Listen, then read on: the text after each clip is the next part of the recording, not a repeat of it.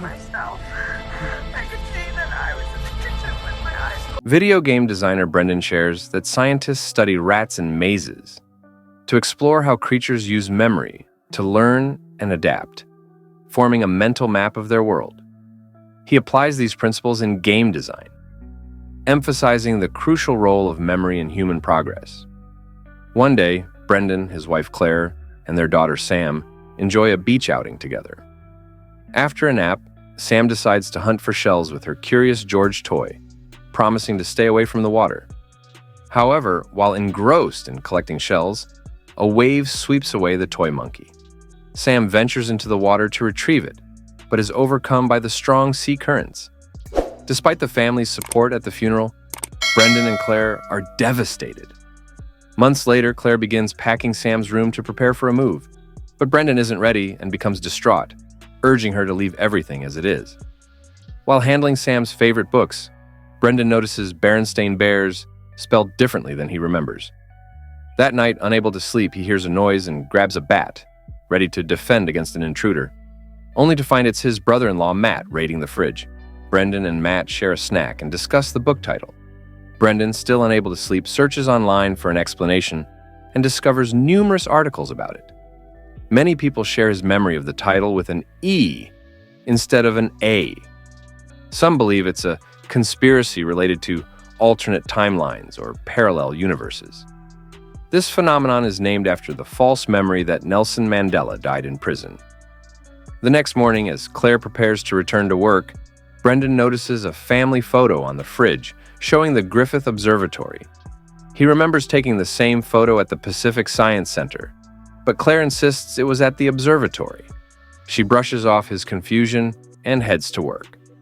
Later, Brendan shows Matt what he's learned about the Mandela effect, citing examples like Mandela's supposed death, Darth Vader's famous quote, and the spelling of Looney Tunes.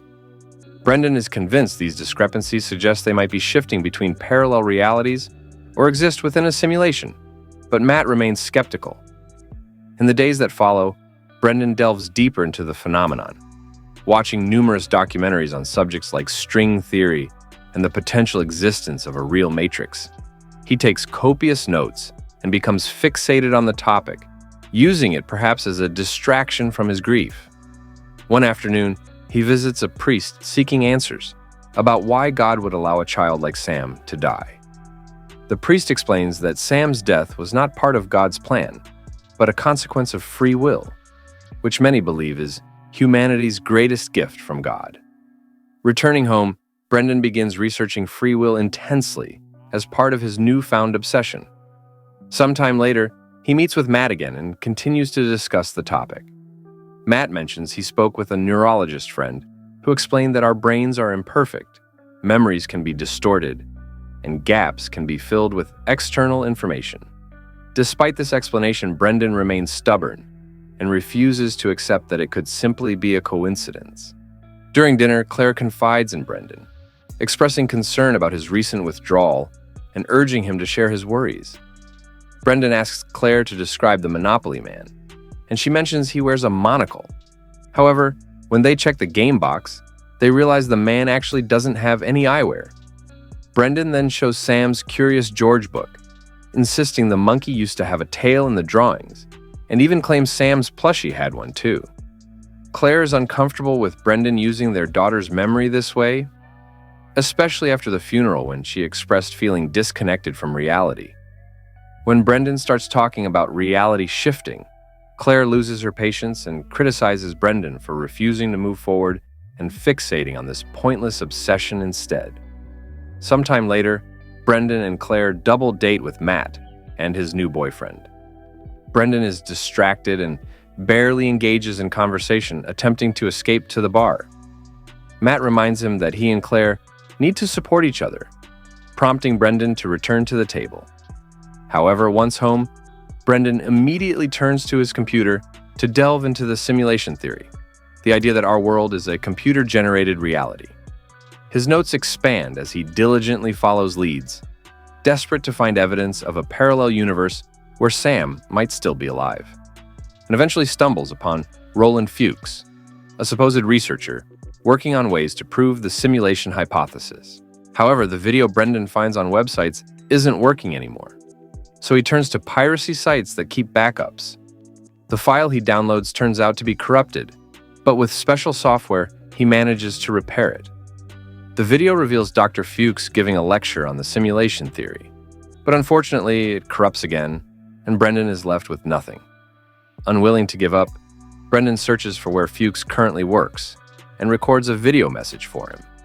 Days pass without a response, so Brendan decides to visit the university in person to contact the doctor. However, Fuchs is too busy to entertain a random fan's inquiries. The next day, Brendan shows up at Fuchs's house and persuades him to spare a few minutes. Fuchs explains that the Mandela effect is likely due to false memories, but he also theorizes that such inconsistencies could be glitches in the simulation we live in, occurring after system updates. Brendan argues that if reality operates like computer code, he should be able to manipulate it. However, Fuchs dismisses this notion as absurd and brings Brendan to the university. On their way, they discuss the idea that the world might only exist when observed by a conscious being. Brendan likens this concept to video games and how they function. Fuchs explains that instead of hacking the simulation, Brendan should aim to overload it to stress its processor. Only a powerful machine like a quantum computer could achieve this. They enter the university lab together, but their conversation is interrupted by Dr. Manning, who disapproves of Brendan's presence. Back at Fuchs's house, Fuchs suggests that the simulation may have tried to hinder him because he represents a flaw in the system. He warns Brendan about the danger of ideas and reiterates that the world exists only when a player interacts with it. Brendan expresses concern over whether the simulation is for entertainment or seeks power, likening the entity behind it to political and corporate powers. Later that night, Brendan dreams of Sam's passing and wakes to what he thinks is her voice calling him. Rushing to Sam's room, he glimpses a human shadow that glitches and vanishes. Disturbed, he attempts to clear his mind with a drive, but can't shake the feeling that the world is interconnected code linked to a quantum computer. Exhausted, he dozes off in his car and wakes up in a random downtown alley. A piercing noise causes him agony as reality seems to glitch, only to abruptly reset, leaving him back in his own bed. Leaving his room, Brendan is stunned to find Sam in her own room, being led to the bathroom by Claire. Yet, when he tries to follow, only Claire is there, brushing her teeth. Convinced he's losing his mind, Brendan is comforted by Claire's attempts to reassure him. He heads to the library, gathering books on quantum computing, and begins crafting a code aimed at overwhelming the simulation. Days pass consumed by coding, much to Claire's growing concern. One night, Sam appears in her parents' room, seeking comfort after a nightmare. Brendan sleeps peacefully beside her, but awakens alone in the morning.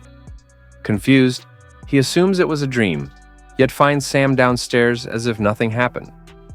Claire and Matt treat her normally, leading Brendan to call everyone he knows to verify his memories. No one remembers Sam's passing, confirming reality has been altered. Desperate, he tries to discuss this with Fuchs, but his calls go unanswered. Brendan believes the simulation brought Sam back to dissuade him from coding, but he doesn't mind. He's overjoyed to have Sam with them again. The family enjoys their time together and everything seems blissful until one night, Claire wakes from a harrowing nightmare in distress. She insists she's fine, but the next morning, Brendan discovers breakfast burning and notices Claire zoning out. Determined to lift her spirits, Brendan takes the family pottery painting. However, cracks start appearing on his pot, and Claire becomes irritable, smashing objects because they aren't the right color. Brendan decides to take Claire home and tries to get her to rest, but she remains fixated on Sam, becoming increasingly agitated and insisting the girl shouldn't be there. Concerned that Claire's health is deteriorating due to the altered reality, Brendan asks Matt to look after her, but Matt doesn't grasp the seriousness and rushes to Fuchs's house, only to find Fuchs's wife there. She informs him that Fuchs took his own life 2 months earlier due to not being taken seriously by the scientific community. Confused because Brendan thought he saw Fuchs just days ago, he notices a crack appearing on the glass interpreting it as a sign from the simulation. Driven by determination, Brendan hurries home and resumes working on the code. He also records a video message for his family, fearing the simulation might harm him, as he suspects it did to Fuchs. Meanwhile, Matt cares for Claire, who has become unresponsive. Once the code is complete, Brendan heads to the university to access the quantum computer. However, Manning blocks his path and attempts to call security. In a struggle to prevent Manning, Brendan accidentally pushes him too hard, causing Manning to hit his head and die instantly. Overwhelmed with guilt, Brendan takes Manning's card key and proceeds to the computer. Inserting his code via a USB stick, Brendan watches as the computer processes the data, accompanied by strange noises and flickering lights. Alarmed, Brendan tries to call security, but finds the parking lot deserted and his car missing. Suddenly, he finds himself on a bus and receives a call from Claire, who expresses feeling unwell. As Brendan looks around, he notices passengers glitching, some disappearing through the bus floor, others with flickering faces nearby. Brendan exits the bus and dashes through the city, witnessing bizarre glitches everywhere. Day shifts to night rapidly, trees change colors erratically, and he notices 2 moons in the sky. Finally reaching home, he embraces his wife and daughter tightly as the world around them continues glitching wildly. Claire's face distorts in agony, and the moons collide in the sky before darkness envelops everything. Suddenly, lines of code appear on the screen as the universe undergoes a complete reboot, rewinding through the epochs of time. When the reboot concludes, Brendan finds himself relieved to be on the beach again with his family. This time, when Sam mentions searching for shells, Brendan insists she leave her Curious George toy behind, ensuring her safety. Thanks for tuning in. Don't forget to subscribe, hit the bell icon, and stay connected with us.